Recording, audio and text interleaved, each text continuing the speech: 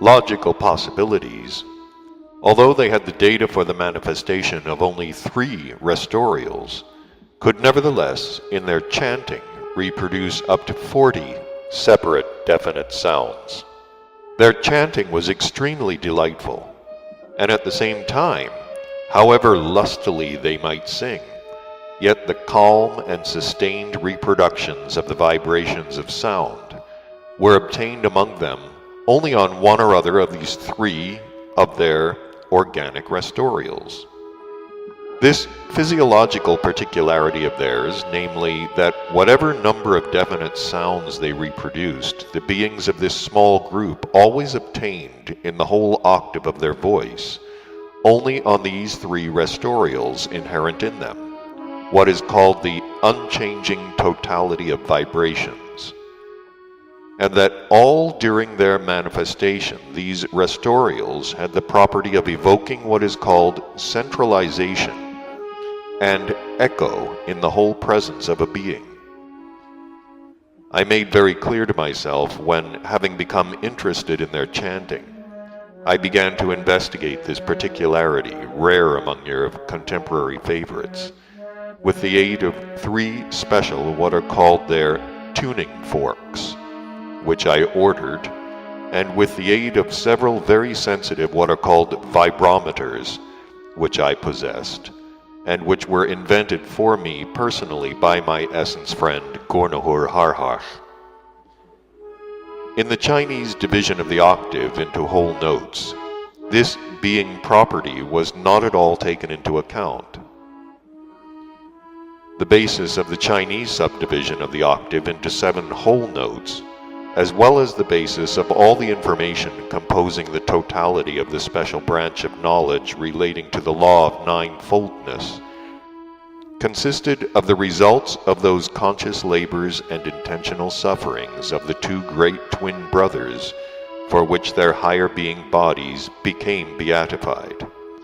and who now dwell on that holy planet on which we recently had the happiness to be. However it might have been there, my boy, yet at the present time I regret very much that it will be impossible for me with the contemporary sound-producing instrument piano, which I brought from the surface of your planet, to explain fully to you the laws of vibration of all sources which actualize the common cosmic Ansanbalioazar, as this was ideally possible to do on the remarkable Lav Merznokh, created by the follower of the great twin brothers, himself not less great, also a Chinese learned being, King Tu Toz. On that remarkable elucidatory apparatus, Lav Merznokh, King Tu Toz arranged and tuned, according to the corresponding calculations made by the great brothers, just as many strings for engendering vibrations as there are consecutive sources in the universe from any planet up to the protocosmos, in the presences of which the vibrations of cosmic substances changing according to law during the trogoautoegocratic process blend correspondingly for the actualization of everything further. However, my boy, although the sound-producing instrument piano, which I brought from the surface of your planet, is a very typical invention of your contemporary favorites, yet owing to the fact, as I've already told you, that the fundamental tuning of the strings of its whole notes and half notes has not yet been changed, therefore, according to the consecutive blending vibrations evoked in a corresponding manner by the strings on it, it might still be possible experimentally to demonstrate at least the laws of vibrations issuing from any one fundamental common cosmic octave of substances, that is to say, issuing from one of the 7 fundamental totalities of sources. And thanks to this, it might be possible to represent to oneself and to cognize all the reciprocally acting vibrations issuing from all other sources. Because, as I've already told you, all the variously scaled cosmoses, as well as the independent seventh parts of these cosmoses, are almost exactly similar to the megalocosmos, and in each of them, the sevenfold sources of vibrations have the same reciprocal actions as proceed in the megalocosmos.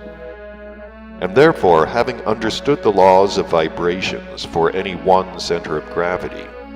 it is possible to understand approximately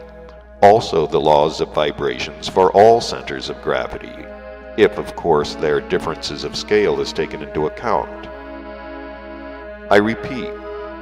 if the strings of this piano are tuned correctly, and the corresponding vibrations are evoked in corresponding strings, then the resulting blending of vibrations almost exactly coincides, even mathematically, with the law-conformable totality of vibrations of substances actualized by corresponding cosmic sources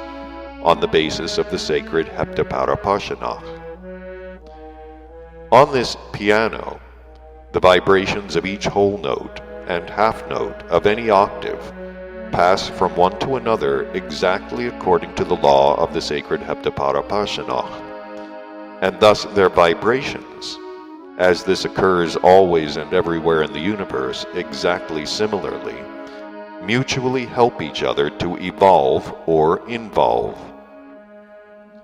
Here, by the way, it will be very interesting to notice that if the calculations and enumerations obtained by these great terrestrial learned beings were almost exact, then they owed it to the fact that the standard unit which they took for their calculations chanced to be that unit which is taken everywhere in the megalocosmos, that is, that same small particle of the most sacred substance, Theomertmalogos, in which there might still be all the fullness of the power of vivifyingness proper to it. Well, just here I will explain to you, as I promised, about the already mentioned Niryu-Gnossian world sound. The Niryu-Gnossian world sound is just that sound, the vibrations of which have been taken from ancient times. And even at the present time there is still taken, it is true, for a very small number of your favorites, of course, of this same China, for their sound-producing instruments as the absolute vibrations of the note Do. The history of this constatation of the existence there on your planet of this sound is as follows. It was first discovered by that learned member of the Society Akhaldan,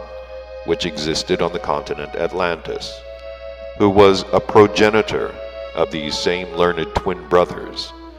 and who, do you remember, I have already told you, chanced to meet the first settlers of the country Marau Plessis, and was later elected by them as their chief. At that time, this same learned member of the Society Akhaldan, during his observations of different cosmic phenomenon which proceeded on and beyond their planet, constated that in a definite locality of a certain part of this country, just near that locality where the town Gob arose,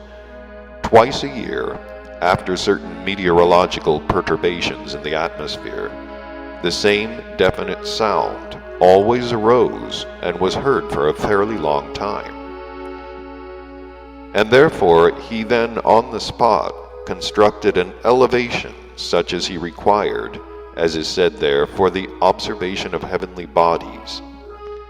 And he constructed this required elevation on this spot because he wished during these observations of his at the same time to observe and investigate also this cosmic result, at first entirely incomprehensible to him. And afterwards, when the two great brothers, the later saints, constated and began to investigate the sacred cosmic law of Heptaparaparshinokh, as they already had knowledge of this cosmic result, they established themselves in the same place. And it is there that they succeeded in elucidating the character and the nature of this strange